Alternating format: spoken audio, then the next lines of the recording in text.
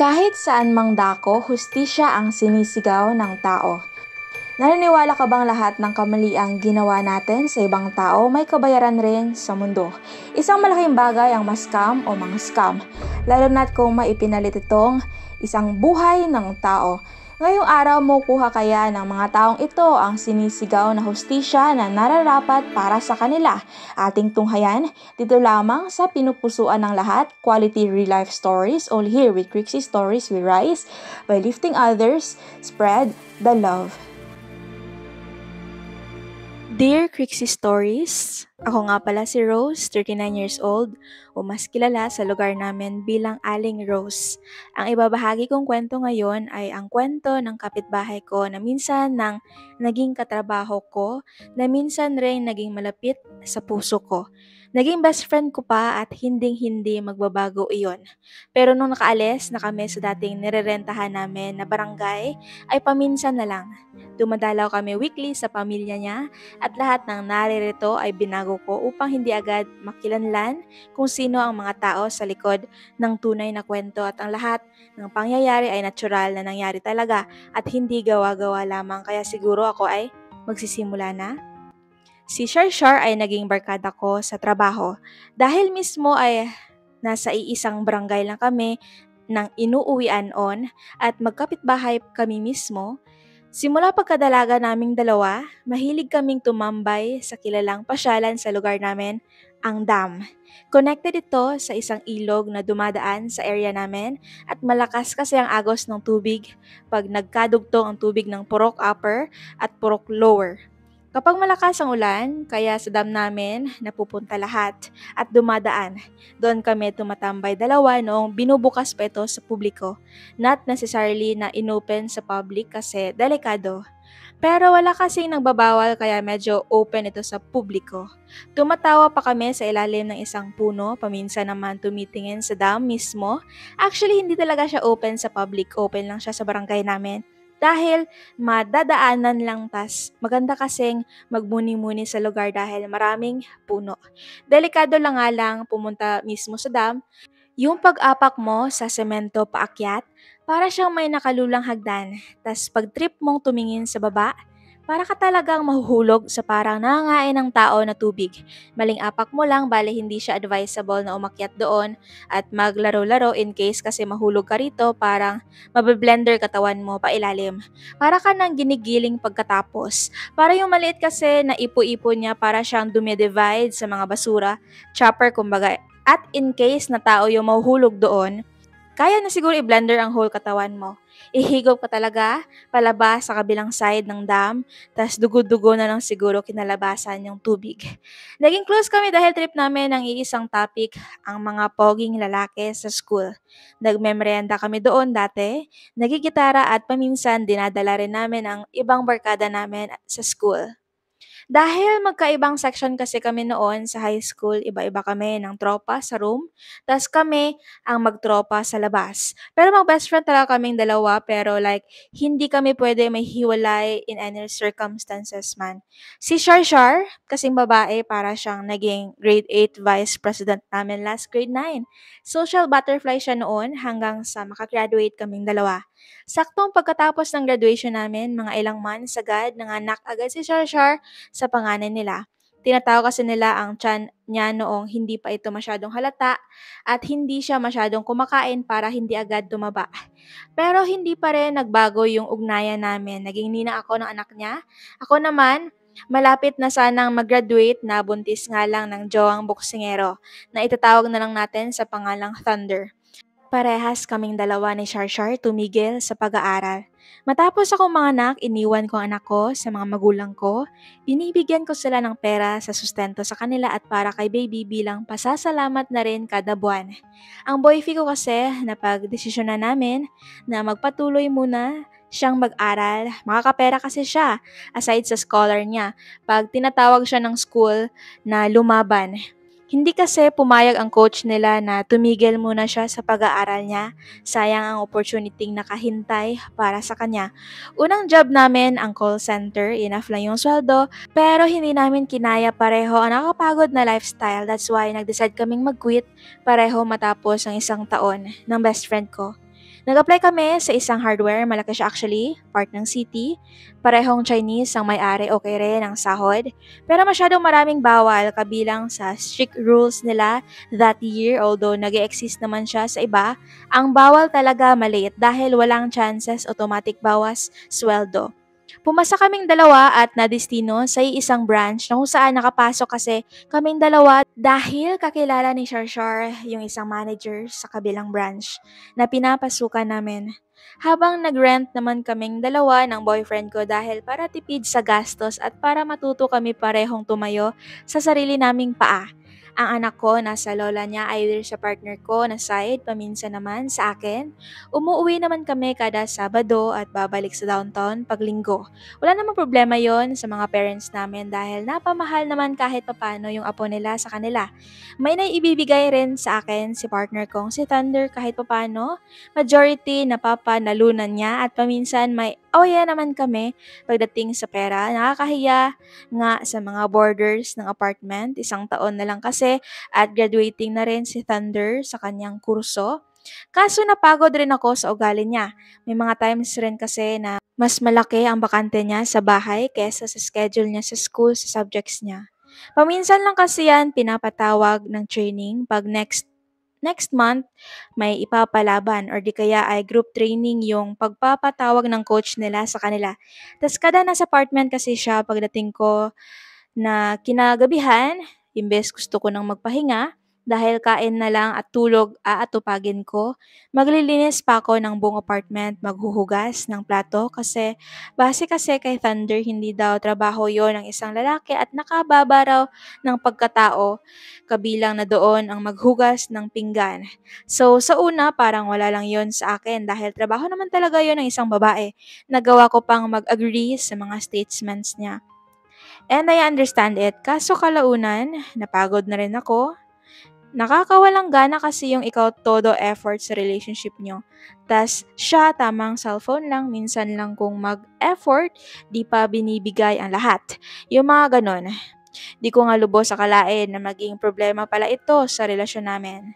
May karapatan naman ako mag-react, hindi ba? Valid naman ang mga reaksyon ko. Nagtatalo na nga rin kaming dalawa halos araw-araw.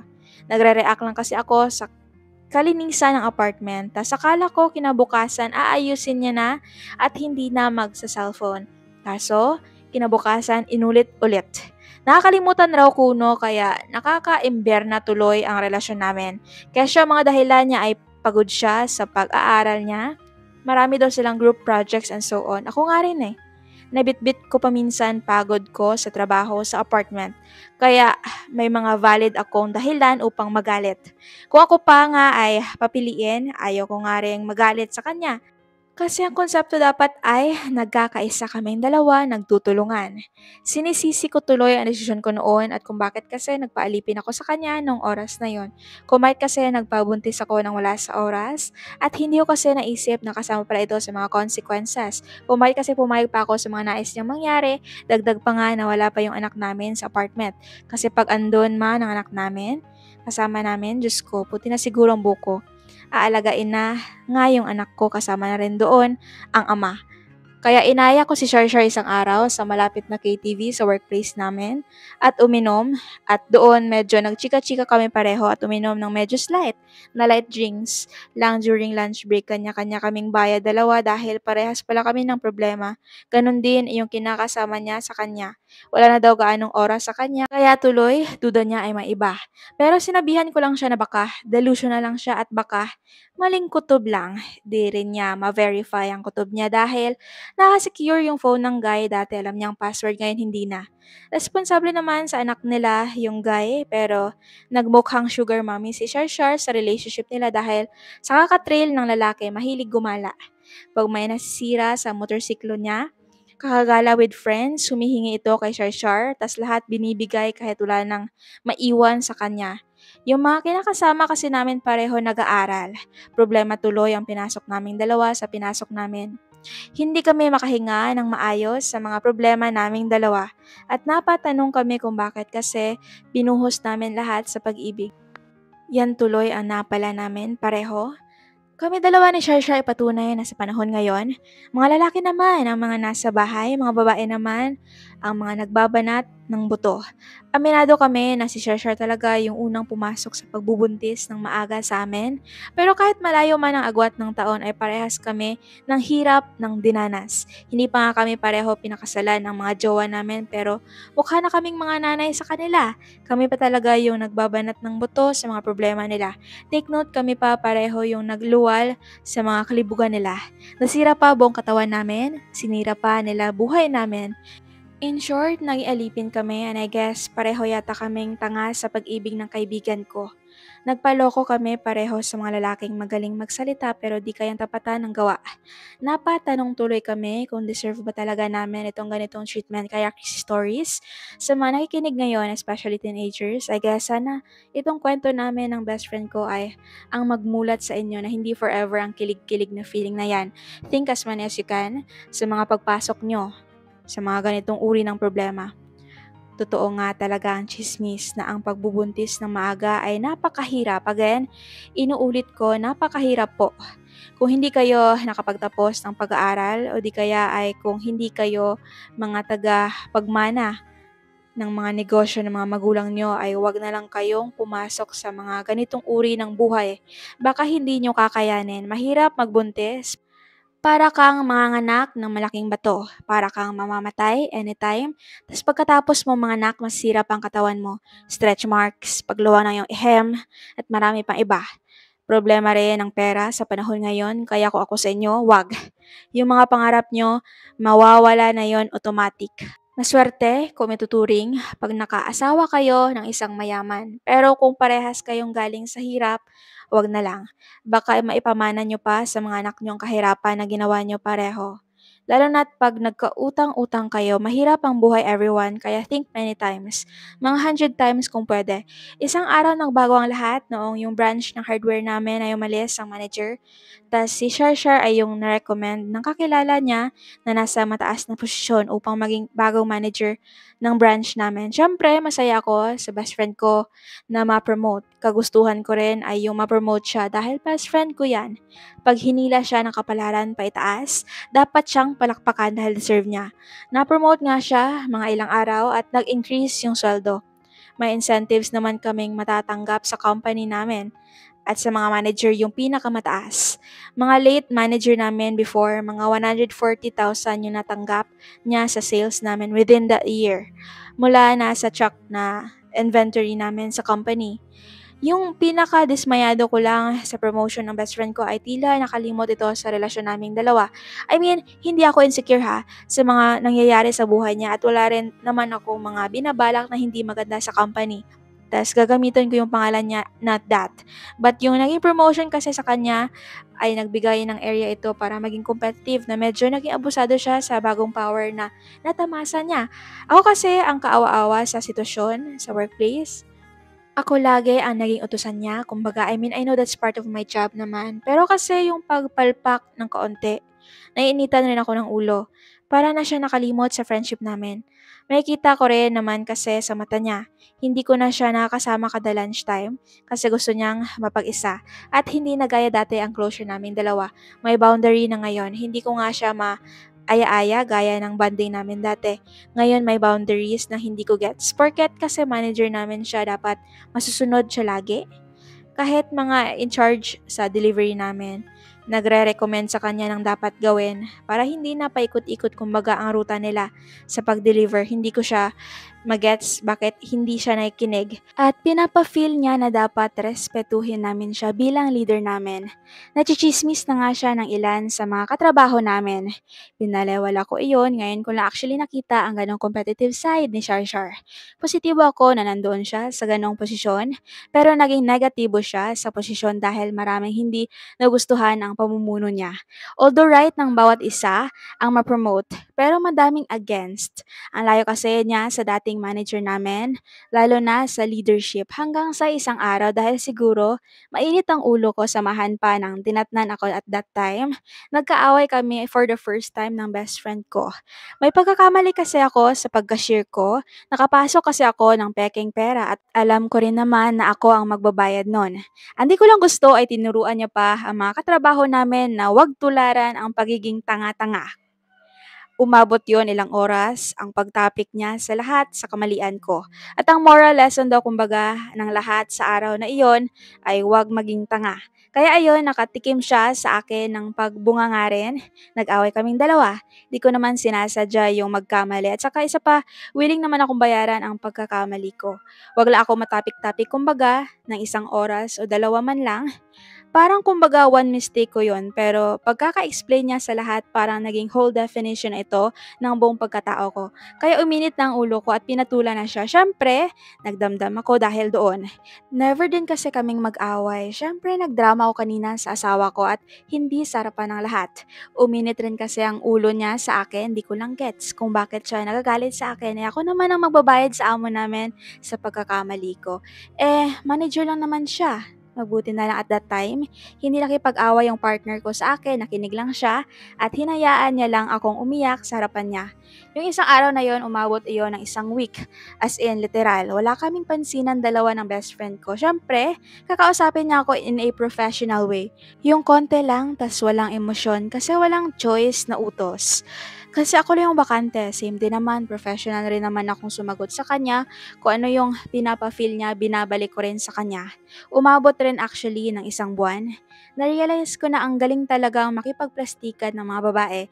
Yung tipong kaya naming tumabi dalawa, na walang feelings, na parang kinalimutan na namin dalawa yung friendship namin dati.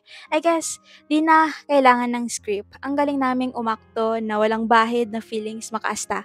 Hanggang sa umabot na yung walang imikan namin, mga 1 year. Naka-receive na nga si Sharshar matapos ang inventory namin ng incentives. Ang laki ng incentives niya, mga around 50k and up.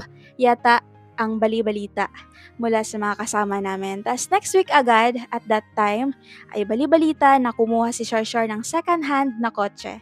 Pero kaltas ito sa sweldo niya at ang kumpanya yung pinapabayad niya muna. Nagsusulat na nga ako doon ng ready to go ko na resignation kasi napapagod na ako kumbaga sa ambience ng trabaho. Nakaka-drain ng energy, may mga nakakausap naman ako pero yung aura ng whole workplace ay di na gaya ng dati. Kaso nga lang, nagpre-prepare na akong mag-resign, di ko rin alam saan ako mag-work next, kumbaga di ko alam saang path na naman ako next. Hanggang sa nalaman-laman ko na ang dating system ng mga Chinese na amo namin sa workplace ay nagbago. Naging upgraded na kailangan naming lahat kumayod pa ng mas malala dahil kada araw nakikita iyon ng ibang manager sa Viber. Kumbaga lahat ng managers ng ibang store ang nandoon. Require sila na i-text yung daily sales report ng store sa kumbaga group chat sa Viber. Tapos lahat kami pressure na pressure humanap ng customer dahil yung manager namin napapatawag kung bakit laging mahina ang pagpasok ng pera sa store compare sa ibang malalayo na stores na dati ay goods naman. Bakit di daw ma-maintain ang 100k per day? Kaya kami lahat ay napapabuntong hininga, lalo na ang manager namin as a whole dahil sa pressure. Dahil mahilig rin siya makipag-compete laban sa ibang managers sa ibang store. Meron nga rin iba na mga managers na nagsasabi sa mga chismis nila na hetong best friend ko raw ay naging manager lang. Ay lumaki na agad ang ulo. Pero wala akong pake sa mga sinasabi nila hanggang sa na-realize ko na kung bakit hindi ako agad pinaalis ng mundo sa workplace ko dahil may mangyayaring hindi pala maganda sa best friend ko na kahit kami lahat hindi namin lubos ma-realize ang posibleng mangyayari. Isang araw may isang customer nagpakilala na customer via messenger bilang engineer. Siyempre may mga transaksyon na kami bilang store na pwede na rin kaming mag-transact via messenger. Nag-order siya ng angle bar, deform bars na sobrang dami. Tingin nga namin ay since engineer siya ay gagamitin ito para sa daan. At grabe yung abot tenga na smile ng manager namin at that time. Remember ko pa nga yung in-order niya. Bale, 4mm times 2, tapos 1,002 pieces, tapos 3mm times 2. Bale, 748 pieces, deform bars, 10mm, 134 pieces, plus deform bars, 12mm, 192 pieces pa. Tapos, last one, deform bars, 16mm, 340 pieces, tas abot worth 850,000 plus. Tas sabi ng customer, bank transfer lang raw ang money. So imagine, 850k plus lahat sa isang customer. Tas ibang sales pa namin at that day. Ang laki ng sales namin isang araw lang. Machi-trending kami sa ibang store, sa laki. Syempre, tuwang-tuwa yung best friend ko. Siya naman ang bida sa Viber within that day bilang magaling na manager. Tas that time, sabi ng engineer, bank transfer lang raw yung money, kaso yung bangko close pag Sabado. Tas nag-ask si Sharsha sa ibang accountants kung ano ang masasay nila sa bank transfer, kaso nag-against ang mga accountants dahil hindi nila ma-check ang money dahil close ang bank. Ang nakakagulat lang ay nag-okay si Sharsha. Tas sinabi sa engineer na ready to pick na ang item sa bodega. Tas pinapick ni customer ang dalawang item sa tracking. Dalawang tracking trucks. Noong Monday lang namin nalaman na scammer pala ang customer. Nagawa-gawang account lang yun sa Facebook. Tas nature lang ang picture. Tas wala pang post history. Even friends sa account wala rin. Kasi noong chinek ng bangko ang mga na bank transfer na money sa amin, wala pala itong laman. Almost 850k plus ang na-scam sa amin. Nalaman lang namin ito noong lunch time na. Noong tinawagan kami ng accountants, kita ko pa ang paghulog sa telepono mula sa gulat ni Sharshar base sa kausap niya, ako mismo ang sumalo at ako yung nagpatuloy usap sa accountants namin sa kabilang linya. Para ito nakakita ng multo base sa reaksyon niya. Noong malaman ko rin ito, ikalawang tao na ako sa natulala. Imagine, 850k scam pala. Walang laman ang na-bank transfer, lahat kami sa trabaho. Kinabahan sa nangyari dahil malaking charge ito sa sweldo. Di makausap si Sharshar sa nangyari at napaluhod na lang siya sa harapan ng telepono at napatulo ng luha. Walang reaksyon ang mukha nito, para kaming lahat namatayan sa isang iglap. Sobrang tahimik ng lahat matapos marinig ang balita. Kahit mga customer namin sa oras na iyon, nakarinig sa usapan naming lahat at nashock rin sa narinig. Pilit kaming chineer up lahat. Sinabi pa nga ng iba na bakit kasi nag-okay kami sa isang bagay na alam naman namin na close ang bangko pag Sabado. Kinahaponan nung araw na yon, dumating yung mga amo namin na Chinese sa store. May hinihintay pa kasi kaming mga katrabaho na delivery boys para makaklose na kami within that day, tas di namin inaasahan ang pagpunta nila. Agad nilang hinanap ang store manager namin at inayang kausapin sa likod ng store. Nagkatinginan pa kami ni Sharsha at that time at kita ko nang gigilid na ang mga namumuong luha niya. Naramdaman ko rin yung takot niya at that time at kahit naka-close ang pinto habang nagbibilang kami sa harapan ng buong sales namin, rinig na rinig namin ang galit ng babaeng Chinese na amo namin. Abot yung boses niya sa harapan, nagalitan nga siya at expected. Tansya ko mga isang oras siguro silang nag-usap doon hanggang sa makarating na yung kasama namin at unang lumabas ang mag-asawa. Ang tagal pang lumabas ni Sharsha at that time, mugtong-mugto pa yung mga mata niya pagkalabas. Gusto ko mang yakapin siya at that time pero di ko magawa. Dahil di ko nga alam paano siya patahanin sa loob ng ilang years na friendship namin, ni isang beses di ko yan nakitang lumuha man lang sa harapan ko. Kinabukasan noon pagkahapon, narinig ko mula sa isang source ko na manager na kinakamusta ang BFF ko raw sa akin ang mga nangyari. Napapatingin pa ako kay Sharsha at that time, naaawa ko sa mukha niyang halatang di nakatulog, para siyang lantang gulay na pina-duty.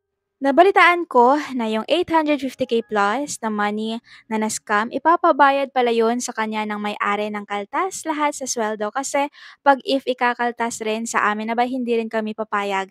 Like wala kaming kasalanan sa desisyon niya, naisip ko bigla yung inutang niya rin na kotse. Hinahanapan nga namin ng paraan lahat para ma-trace up na yung mga nag-tracking na drivers at that time para ma-ask sila saan nila dinala o sino ang nakatransact nila. Ay ito lang daw ang kabuhayan kabuhayan nila. Di daw nila alam sino yung nasa likod ng pag-scam sa manager namin. Kasi ibang tao rin yun, katransact nila, tauhan lang rin ng engineer. Nila, base sa kwento nila ay dinala daw ito sa isang area papunta malapit sa airport ng city. Kaso yung nag-text sa kanila na engineer daw, pina-change ang location sa ibang area. Papunta sa isang kilalang tulay na kalapit ng city namin sa province. Doon, nakita ng mga drivers na may nakaabang pala doon na mga same rin sa kanila ang kabuhayan na mga nagcha-tracking rin base sa kwento nila. Pina-transfer raw ng may-ari doon sa dalawang malalaking truck lahat ng mga items, tas di nila nakausap yung mga nag-tracking dahil di naman daw yun kasama sa trabaho nila. Yung pagkakaalam nila ay papunta pa raw ito sa ibang probinsya pa, pero di rin nila inalam saan talaga yung exact. Kasi parang hindi rin sila sure saan ito ipapalagay ng engineer sa kanila kasi di pa sinabi saan talaga ang exact location. Kasi busy nga ang lahat sa pag-transfer ng mga nagsisilakihang hardware items.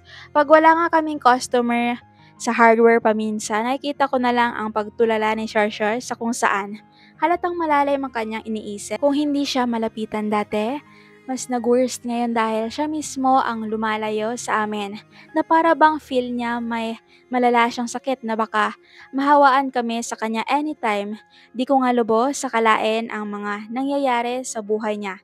Di ko ma-imagine sa sarili ko na magtatrabaho ako 1 dekada at 4 na taon, tas kakaltasin pa ang mga dapat pagkain namin. Bali-balita rin na itatanggal na yata siya sa posisyon sa trabaho at magtatrabaho na siya same sa mga posisyon namin. Tas naghahanap na nga sila ng potential na manager sa ibang branch na ipapalit sa kanya. What I've learned lang talaga ay sa mga nangyari sa kanya is that temporary lang talaga ang mga posisyon sa trabaho. Connected silang dalawa ni achievements. Hindi sila rini-reach talaga. Dapat binibuild rin natin yung kung ano at sino tayo. Dahil dun tayo may kilala ng tao. Lalo na sa mga workplaces natin, dapat makatao tayo sa kahit anong antas ng posisyon. Dahil ang tunay na promotion ay nanggaling sa Diyos lamang, kung tingin mo talaga ay angat ka sa iba, isang araw mundo talaga ang magpapahumble sa'yo saka mo lang yun marirealize late na. Siyempre, gumawa ko ng paraan makausap si Sharshar. Humingi ako ng advice sa partner ko. Siyempre, wala kaming away that time sa apartment. Napagod yata kaming dalawa or weather lang talaga away namin. Pero wala talagang matino sa mga advices niya kasi kausap ko siya that time habang busy kakalaro ng video games. Wala lang, nagka-idea lang talaga akong gumawa ng paraan makausap best friend ko. At yung nakita kong paraan ay mall or di kaya ay KTV. Kaya nung dati, isang lunch nga ay pagkatapos kong kumain, pumunta agad ako sa pwesto ni Sharshar at biglaan siyang niyakap. Siyempre, alam kong nagulat siya. Siyempre, may mga sinabi ako sa kanya na umabot kami ng kalahating oras nagyakapan. Narinig ko na lang na bigla siyang umiyak at ganun rin ako. Di ko mapigilan nang tumulo ang luha. Yung eksena namin pareho ay di namin ina-expect. Hinayaan ko na lang siyang umiyak at humingi kami ng tawad sa isa't isa. Sinabi ko sa kanya na tutulungan ko siya sa mga finances nila at para wag na siyang mag-aalala. Nagulat nga rin ako sa revelasyon niya. Nag-away pala sila ng malala ng partner niya. Siyempre alam kong breadwinner ng relationship nila si Sharshar at alam kong walang bayag yung partner niya. Nakakalalaki man ako pero sorry ha. Wala talaga siyang perang ambag sa relasyon nila. Si Sharshar yung nagmistulang sugar mommy, tas ang gaya pa motorcross lang. Siyempre, okay na kaming dalawa ni Sharshar at nakagaanan niya ako ng loob ulit. Nagbibigay ako ng pera sa kanya na hindi na iniisip na utang iyon. Nag-aabot ako dahil nakikita ko kasi na mas kailangan niya ito. Pero nagmistula itong pinaka-moral na story sa kanya. Na-remove na siya sa dati niyang posisyon at iba na ang manager namin. Mga ilang weeks ko lang nakasama o ilang weeks lang namin nakasama si Sharshar ng isang araw. Maske, pamilya niya di siya mahanap-hanap. Mga abot 24 oras na siyang pinaghahanap. At kinabukasan ng hapon, ako mismo ang nakahanap sa kanya sa dam. Yes, nagpakamatay si Sharshar. At ni isa sa amin hindi talaga naisip ang pagtangka niya. Ako pa mismo ang nakahanap sa kanya sa dam kasi guts ko lang ang nag-uudyot sa akin. May kung ano kasing humihila sa akin sa lugar na yon na di ko naman na-imagine ako pa mismo ang makahanap sa kanya. Nilunod niya ang sarili niya, bloated na bloated siya at that time. Yung buhok niya pumasok yata lahat doon sa ipo-ipo ng ilalim ng dam. At yun yung naging sanhi ng pagkamatay niya. At di ko na siguro i-explain ng iba dahil hindi ko talaga kayang i-imagine pa ang katawan niya habang nagsusulat neto. Basta grabe ang pagtangka niya sa sarili niya. Grabe ang epekto nito sa katawan niya. Kitang-kita ang bakas na ikinamatay niya nga talaga. Alam kong napakahirap bayaran o napaka-imposible ng 800k thousand plus na pera at yung pagkakamali. Pero mas malayo pa doon ang worth ng buhay niya. Di ko naman siya masisisi. Alam kong pagod na siya, siguro kakaisip ng Daniels na to. At grabe din yung pagkalipad ng balita kahit sinong tao na mga nasa kumpanya namin. Syempre, nabalitaan ko rin ito sa news local namin pero blur ang bangkay. Literal na napaluhod talaga ako sa pagkakita sa kanya, halos manginig-nginig nga akong napatawag sa asawa ni Sharshar na nakita ko na siya. Napatawag rin ako sa asawa ko, namutla ko bigla sa mga nakita. At first kasi hindi agad mapapansin na may patay na tao na napalutang-lutang sa ilalim ng bakal ng dam. Nung may nakita kong paa, kasunod agad noon ang tiyan niyang bloated. Kita ko pa ang pagbukas ng kanyang mata, kaya napahawak ako sa bibig ko at di alam kung paano rumiak kasi nga ang lamig-lamig na ng buong katawan ko. Medyo naaamoy ko na ang masamang amoy. Bumaba ako para sumuka ng sumuka. Mga yun yung kaganapan bago dumating ang mga soko sa area. Alam ko kasing tinangka niya talaga yun dahil hindi rin siya marunong lumangoy kaya naging matibay na dahilan yon para kitilin niya ang buhay niya. Tas yun yung dahilan kung bakit na-close na totally ang bahagi ng yon ng dam. Kasi nga dating open ito sa public, ngayon na may nagpakamatay na ay close na nga ito sa publiko. Matapos ang trahedyang iyon, halos nagkaresulta ito sa pagkatrauma ko. Magulatin ako ng lubusan, tas pakiramdam ko, nagpaparamdam sa akin si Sharshar any area, either ng workplace namin, boarding house, hanggat ako lang mag-isa. Kahit nga rin sa panaginip, wala rin akong ligtas. Hindi ko nga alam kung ano ang maling ginawa ko sa kanya kung bakit nagpaparamdam siya sa akin. Isang araw naging bali-balita rin na may nagpapakitang babae sa bridge kada hating gabi sa dating lugar namin. Nasaksihan ko nga ang insidenteng iyon nang may napuntahan akong isang event tas dumaan ako doon ng hating gabi. Naunang dumating ang partner ko sa mga magulang ko at late ako para makatulong sa pagbabantay sa anak namin. Sakto nakasakay ako sa isang tricycle noon. Ako lang mag-isa ang hinatid ng driver. Kakilala ko naman yung nakasama ko pauwi sa amin. Kaya kampante ako, yung di ko lang gets ay totoo nga ang sabi-sabi. May babae ngang nagpapakita sa bridge, sing tangkad silang dalawa ni Sharshar. Parehas ng buhok, kaso nakatalikod siya sa amin at balak niya yatang tumalon sa tulay ng diversion. Kaya nasigawan ko yung driver para tumigil kasi may magtatangkang talon sa bridge at that time. Akala kasi that time totoong tao talaga yon. Nagulat pa nga ang driver at pagkalabas ko sa tricycle ay napalingon sa amin ang babae kaso wala itong mukha. Kaya napagdas ko at that time sa nasilayan. Takang-taka naman ang driver bigla sa ikinikilos ko nung napalingon ako sa kanya sabay turo sa babae. Kaso pagkalingon ko uli sa itinuro ko, biglang nawala ang babae. Kaya napatakbo ako uli papasok sa tricycle at biglang sinabihan si kuya na harurot na ang tricycle. Tumayo lahat ng balahibo kong ma-realize na yun marahil ang nawawalang kaluluwa ni Sharshar. Halos kadali ko ng driver or ng tricycle papasok sa bahay namin ay napapasign of the cross ako sa kaba. Para kasing may nakasabay sa amin na something, tas feel ko sa likuran ko banda sumakay. Di pa kasi nakaabot ng 100 days that time ang katawan ni Shar.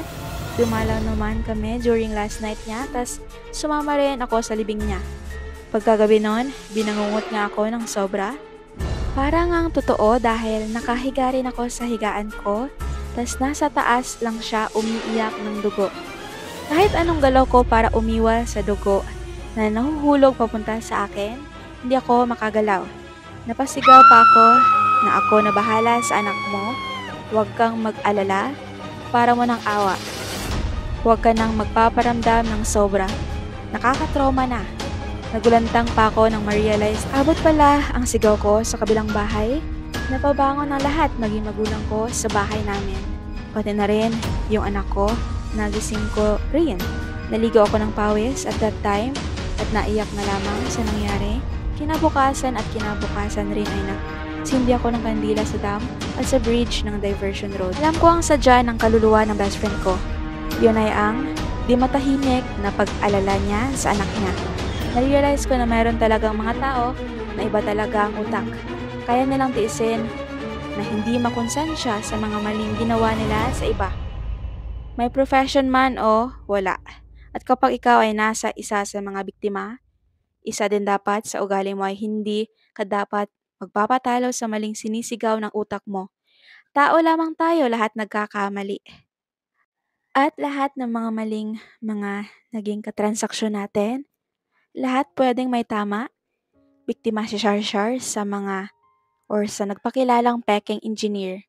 Kung ikaw man ay ang lalaking nakikinig na ito, sasabihin ko sa'yo na yung manager na niloko mo, na aabot ng 800k and up, nagpakamatay dahil wala talaga siyang kapera-pera.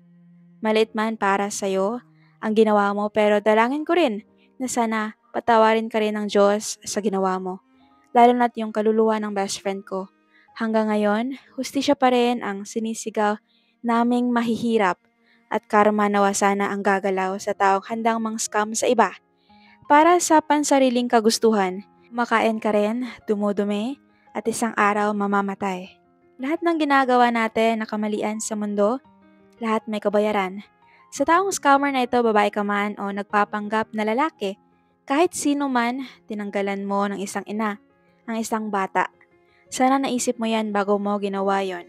Kung sa bagay, wala ka nga palang konsensya. Sana, dadating rin ang panahon na mapagbayaran mo yung ginawa mo. Isang karangalan Chrissy Stories, ang mabahagi mo ang kwento ng best friend ko sa madla. Naghingi ako ng permiso sa asawa niya at pamilya bago ko ito shinare sa programa ninyo. Kasi kami lahat, hindi pa rin kami matahimik sa realidad na tinanggalan kami ng scammer na yon, ng isang best friend, kapatid, ina, pinsan, anak na sa isang iglap. Kahit kami, di namin inaasahan na mangyayari pala lahat ng ito sa isang pagkakamaling desisyon. Mabuting tao si Shar, pero di namin alam ang motibo mo. Sana, sa mga nakikinig na iniisip na baka gawa-gawa lang itong kwento ni Shar, hindi po. Lahat po ng mga bakal na naibanggit ko ho sa kalagitnaan ay pawang lahat totoo. Subtotal ho iyon lahat ng na-scam ng nagpakilalang engineer raw.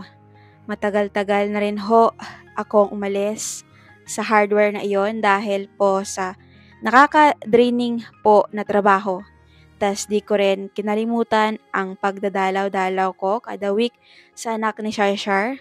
Naging ninang niya ako sa kanyang binyag at dito na lang siguro ako magtatapos, Crixie Stories. Maraming salamat sa nakinig sa kwento ni Shar Crixie. Aabangan ko ho itong mapakinggan sa YouTube channel ninyo. Pag makabakante ako, hanggang sa muli, ako po si Rose. Magpapaalam na po sa lahat. Isang magandang araw po. Like and subscribe mga ka-Crixie, follow us in the social media platforms for more updates. Ako po si Crixie, dito lamang sa Crixie Stories. Sa pumapagpalang araw sa lahat. Like and share everyone. Maraming salamat po, hanggang sa muli.